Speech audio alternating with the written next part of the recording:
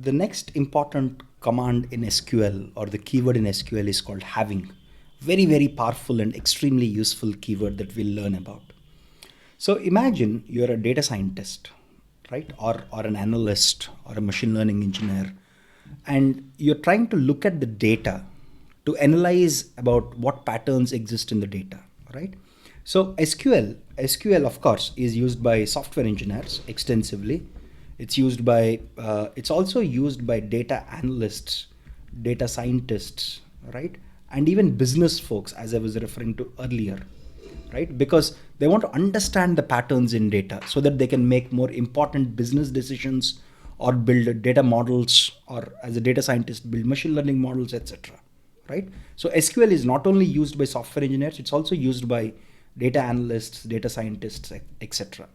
To give you an example, right, of how a data analyst or a data scientist might use having clause, right, or SQL by itself is, imagine I want to understand which all years have greater than 1,000 movies in my database. Right? I literally want a list of all the years, and such that I only want the list of years where we have over 1,000 movies in our database. Seems like a very logical thing that a data analyst or a data scientist or a business person might want to look at, right? Now, having said that, how do we now achieve it? Okay, so let me give you an example on how having can be used here. So let's break this up. Okay, so I want to select the year. Okay, I want to select count year, right? I want to call it as year count. This is the alias, right? This is the alias that I want to use. From movies, this is the table name that I'm using. Group by year. Okay, we've already seen group by year. Till here, we have seen it. Right? Till here, we have seen it. This snippet of code, we have already seen it. Right? What do we have? I want to select, or I want to print the year and the count of year. Count of year, I'm calling it an alias. I'm giving it an alias of year underscore count from my table movies name by grouping it by year. Right? Till here, we have seen it. Now, the small addition we are adding here is, we are adding having here. Okay, we are using the having clause here, and we are saying having year count greater than 1,000. So what this means is, okay, let me try and read this in English for you. I want to print year, and I want to print the count of number of times this year occurs, and I want to call this as year count from my table called movies, where I'm grouping my whole table by year, such that, see, this having basically is now applied on the group. Right? I have already grouped by year. Once I've grouped by year, right, I get my year counts. Right? See, first I'm grouping. Okay, I'm getting my count, my year count, and I only want to print in the instances where my year count is greater than 1,000. Right? So this is what this means in English. Now let's understand the order of execution. This is very, very important. Right? First, we will group. The order of execution of this command is, first you group by year. Once you group by year, right, then apply the aggregate functions. What are the aggregate functions here? First you group by year. The first step is group by year. Okay, from this table, of course, we are taking the data only from the movies table. First we are grouping by year. That's step 1. Step 2, apply any aggregate function that we have. Here we have an aggregate function called count. Once I apply the aggregate function, I get a new variable called year count. Right? That's second step. Third step is, on each group that you have right now, apply the condition in the having clause. Right? Now, because I've grouped by year and I've computed the year count through the aggregation operation, now I'm saying apply year count greater than 1,000. Okay, this is the sequence. This is step 1, this is step 2, and this is step 3. This order is important for you to understand what is exactly happening. Okay, number 1. Number 2. And this itself will give you the answer to this query.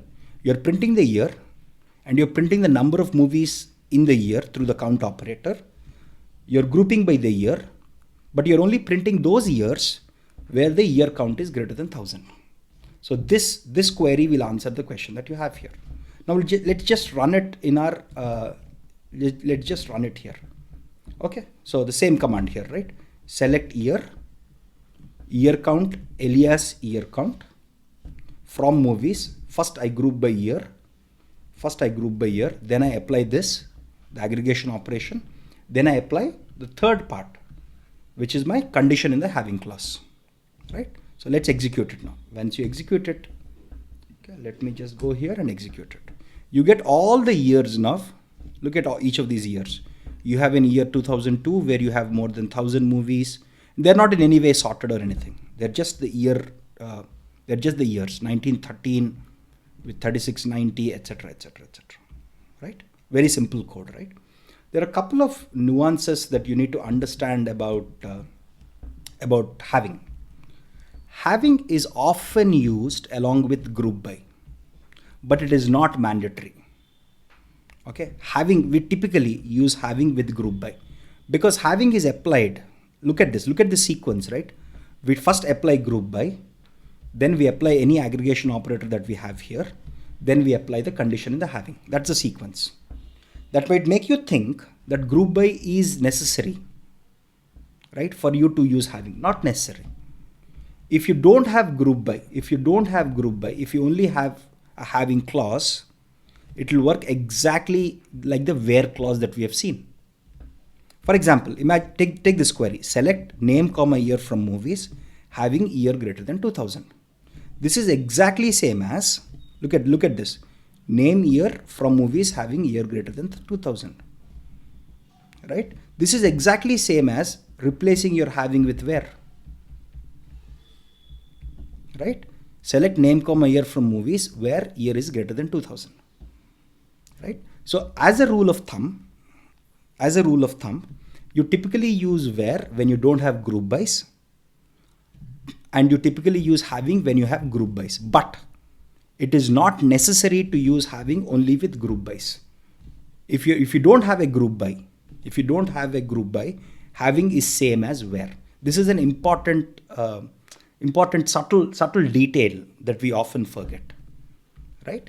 So that's an important point. The other thing here is, can we use where and group by in the same statement?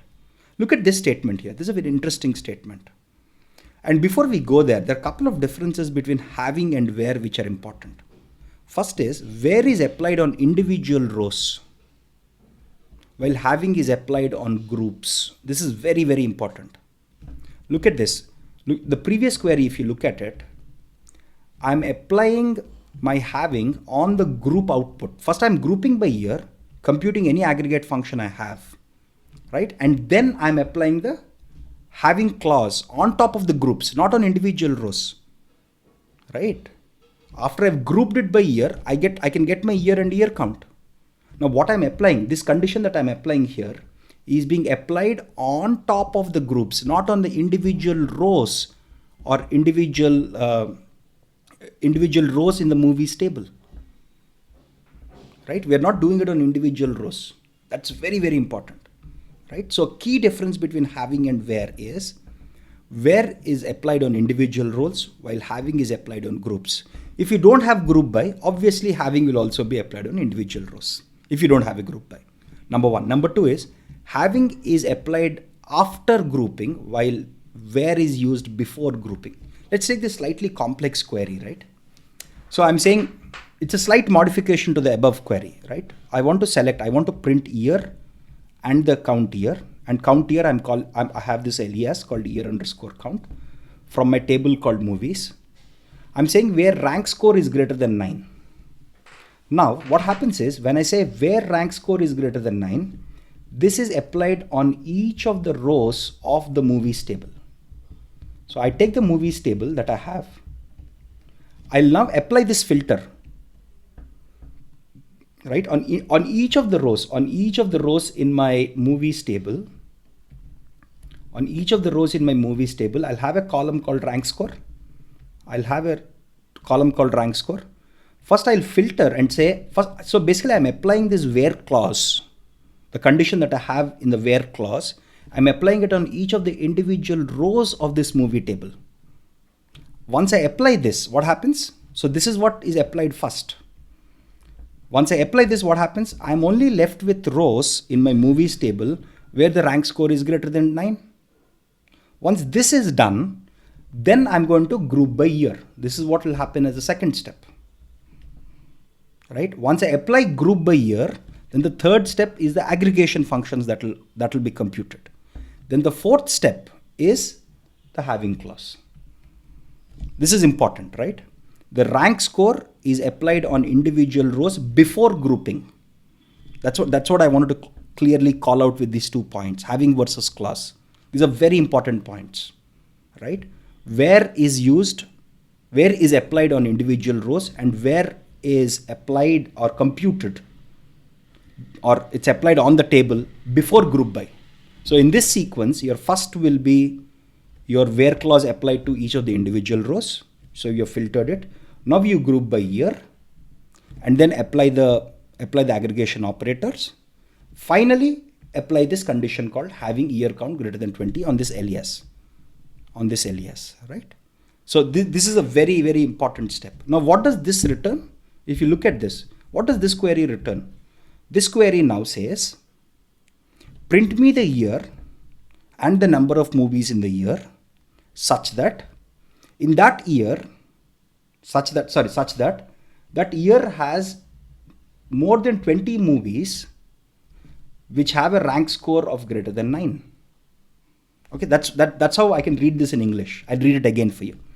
This statement is equivalent to print the year and the number of movies in the year from my movies table such that the number of movies with a rank score greater than 9, such movies number is greater than 20. Right? We can actually execute this. So if we execute this query, let me just clear the screen here. Yeah. So in 1996, I have 34 movies that are rated 9 plus on rank score. Similarly, in 2001, I have 38 movies that are ranked 9 plus. Similarly, in 2004, I have 48 movies that are ranked 9 plus. Right?